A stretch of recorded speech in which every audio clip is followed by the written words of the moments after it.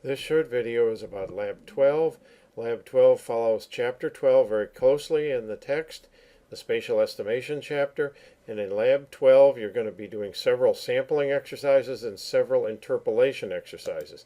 Now in order to do this, I've got it all done here, that you're going to be creating 4 maps for sampling and creating a layout that show those 4, and then you're going to be creating 4 interpolation maps and then creating a layout that shows those 4 interpolation. Now we give you step by step and it goes through fairly easily, but you might want to make your layout process as easy as possible. So I'd suggest you creating 4 maps, 4 empty maps, and in the first one you put in your cherdim and you set the colors, and then you go about copying that. So we would copy this and then paste it into the others. So you'd sort of minimize your work a little bit, so because each one has to have that cherdim in it and to run your process.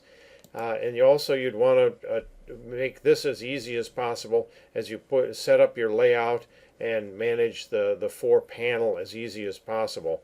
You want to remember in the layout you use the map frame and add that, and you'll want to remember to change the scale down here so that they're all of these are all at the same scale and the boxes are the same size. There's a couple of simple things you can do, and then putting your one generic legend with it.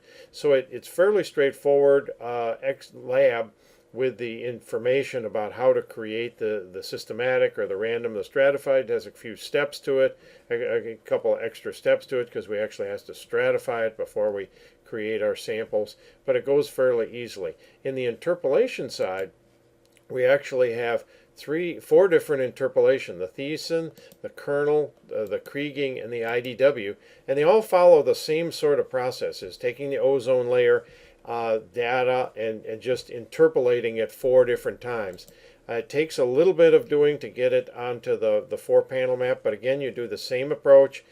Use the map frame to add, and you want to be adding the particular one, and then get the box that's about the right size for 1/4 of the page, and then as you load the second one, match it with the first one and then put it in place and so on. So you'd put the 4 panels and then keep everything straight with the scale, following the same scale on all of them. So you could have 1 scale bar, and it seems to go fairly straightforward. The other thing that is probably pretty useful is in the layout process, when you're doing the layout, and I'll have a separate video about this, you want to make sure that when you're sending these out, that you send the image quality out as faster and 300 dpi, and that you might very well want to consider only sending out the PDF layers. We've had some students creating the feature attributes and it just takes much longer. So just send the PDF layers out. That's really all you need on the map, and you can send it out faster, so they're smaller PDFs, and that seems to help in the creation process. So I hope that makes a little bit of sense for you. The colors are all pretty well spelled out in the instructions. And we have pretty good step-by-step showing you how to fill in the blanks and fill the various different options. And I've been trying to explain some of the colors that you'll be using when you're putting these together, and refer you back to labs as much as possible. So I think it should be fairly straightforward, but it does take a little bit, but it is worth it to understand Chapter 12 with some really direct examples. So thank you very much.